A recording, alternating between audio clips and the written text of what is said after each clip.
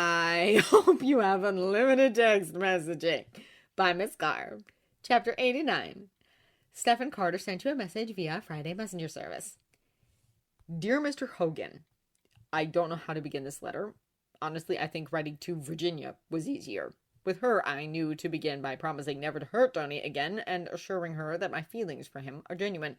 Her reaction to that still wasn't what one would categorize as warm at first. I guess I should start by saying that I love Tony. I love every part of Tony, not just the version that is sitting in a meeting on how to get guns away from poachers and other terrorist organizations.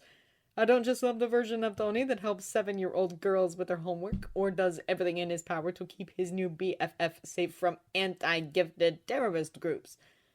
I also love the guy who would risk alienating the man that he is in love with because it was necessary to help others, because it was the right thing to do.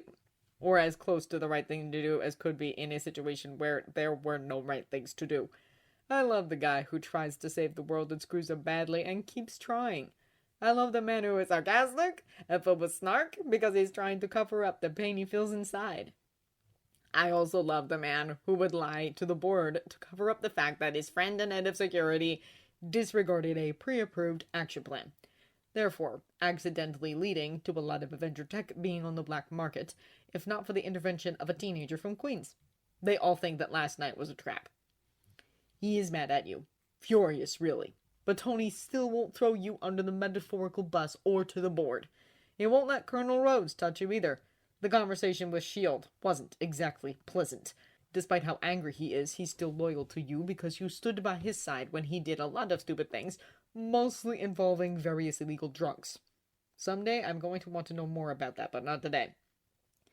I know that you're not really mad at Tony. You love Tony. You just want to protect him from the big bad boyfriend in Africa. I guess it was just easier to think that I didn't mean anything if you could just think that I was the rebound that he's only known for a couple months, not a guy that he has known for several years and has feelings for a long time. Maybe the fact that we were so antagonistic to each other for those years probably makes you even more wary of my relationship with Tony. That's okay. I'm worried too. Petrified, really. We've been together for a few days in person, and no fighting, so maybe we got it out of our system in Siberia, or maybe we're just better at talking to each other. I'm sure the medication has helped. But we are trying. Maybe you're angry because you had this idea of Tony and Pepper living happily ever after with 1.7 children somewhere in upstate New York. Now it's me and Tony. Although there are a lot more children than originally planned, mostly with superpowers. You probably resent me because if I was not around, then Tony and Pepper would have found their way back to each other, or at least you feel like it would play that way. But deep down, I think you know that the relationship was not this perfect ideal that you have in your head.